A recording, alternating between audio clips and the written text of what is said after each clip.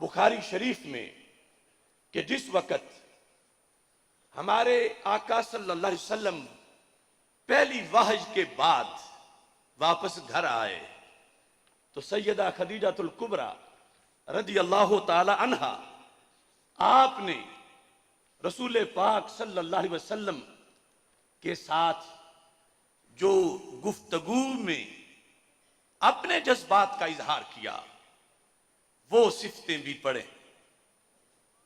और इसी बुखारी में दूर यमन के इलाके का एक सिरदार इब्ने दगना जब हजरत सिद्दीक अकबर हिजरत से पहले मक्का मुकरमा से निकल गए कि यहां इबादत नहीं करने देते तो मैं चलता फिरता रहूंगा और इबादत करता रहूंगा, इब्ने दगना ने हजरत सिद्दीक अकबर को वापस मोड़ा मक्का मुकरमा कि तुझ जैसा इंसान जिस बस्ती से निकल जाए उनका तो घाटा बहुत ज्यादा है, क्योंकि तुम्हारी ये शान है, तुम्हारी ये शान है, तुम्हारी ये शान है।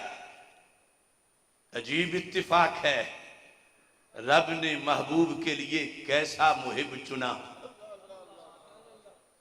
कि जो सिफतें जिस तरतीब से हजरत खदीजातुल कुबरा रदी अल्लाह ताला अन्हा ने सरकार की बयान की, वही सिफतें इब्ने दगना ने सरकार के यार की बयान की।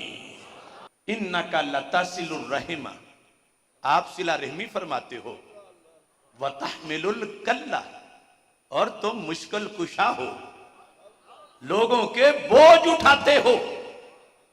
फिर व तक्सिबुल मादूमा, जिसका कमाने वाला कोई ना हो उसको माला माल करते हो। व तकरीद वैफा, और मेहमान की मेहमान नवाजी करते हो।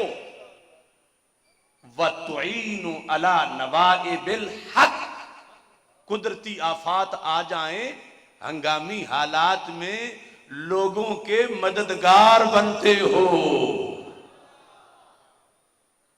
ये ऐलान नबूवत के फौरन बाद जब हिरा से सरकार घर पहुंचे तो आयशा सिद्दीका रज़ी अल्लाह ताला अन्हा ने कसम उठा के कहा।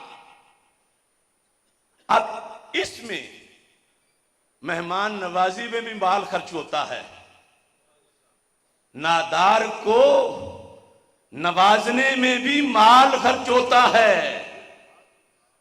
कुदरती आफात में किसी को शेल्टर देने में भी माल खर्च होता है।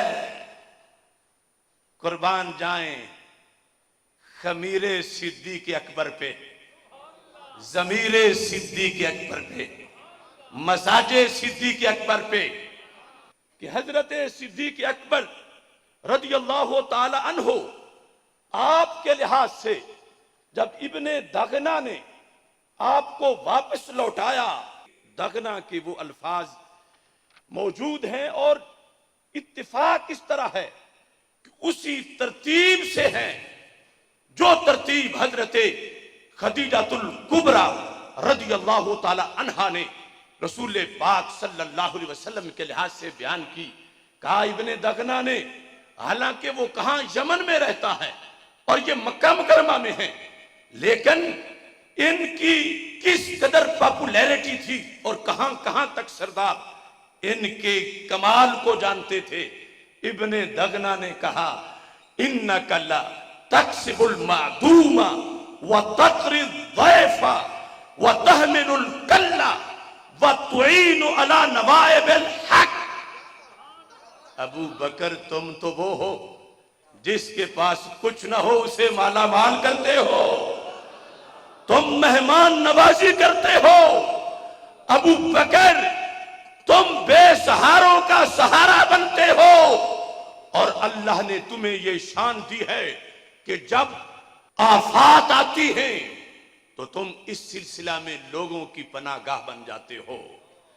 ये बुखारी शरीफ में एक बार नहीं कई बार हदीस आई है और बिलखुसूस हदीस नंबर 3905 उसके अंदर ये लफ्ज का इन्ना मिसला का या अबा बकरिन ला यखरुजु वला युखरजु, आप जैसे बंदे को ना निकलना चाहिए ना उसे निकाला जाना चाहिए।